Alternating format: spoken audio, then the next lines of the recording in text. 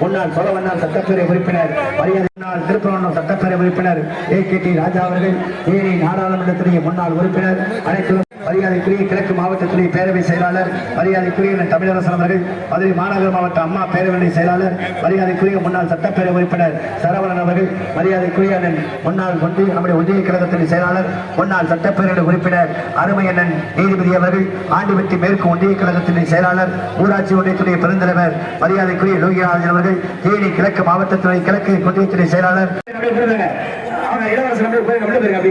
நம்முடைய கழகத்தின் திண்டுக்கல்லுடைய ஆற்றலை பெற்றிருக்கிற சட்டப்பேரவை உறுப்பினர் முன்னாள் வனத்துறை அமைச்சர், நாடாளுமன்ற தேர்தலில் மகத்தான வெற்றியை பெற்றிருக்கின்ற கழகத்தின் செயலாளர், இந்த நாட்டின் கோட்டை கட்டளத்திலே குடியேற்ற முடியும் அண்ணா திராவிட முன்னேற்ற கழகத்திலேயே இதே தெய்வம் புரட்சித் தலைவர் எம்ஜிஆர் மாளிகையில் பொதுச் செயலாளராக அமரப்பட்டு காட்டிட்ட தங்க தாரகை விலையில்லா அரிசி திட்டத்தை அன்னை தமிழகத்திலே கொண்டு வந்து சேர்த்திட்டு திராவிட இயக்கத்தினுடைய புதிய பூபாலமாக திகழ்ந்துட்டு நம் தமிழ்நாட்டு முதலமைச்சர் இன்றைக்கு தலையாட்டிக்கிட்டே இருப்பாரு. ஆனால் சேவையிலே இதுக்கு இல்லை என்று சொல்கிறார்கள்.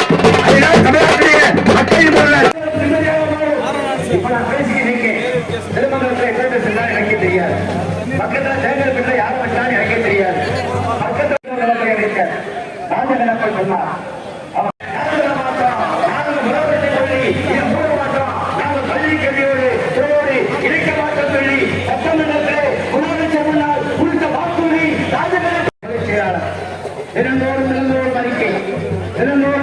மக்களை காவல்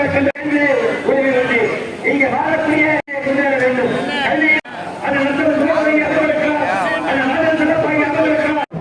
மக்களுக்காக போராட்டம் எடுத்து வைக்கின்ற கூறி தமிழ்நாட்டு மக்களை குறியெடுத்துக் கொண்டிருக்கிறார்.